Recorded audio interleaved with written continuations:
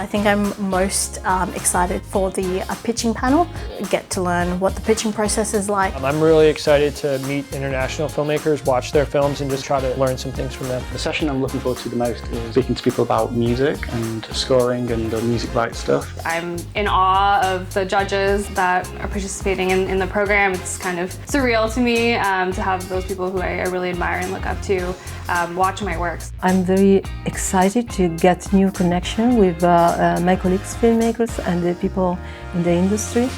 I'm looking forward to watching everyone's film actually, because I watch everyone's trailer, so now I want to watch the film. Being able to have kind of like first-hand access to professionals who are in the space making all the great works that we know and love, I think again it's invaluable. I am excited about the award ceremony tonight.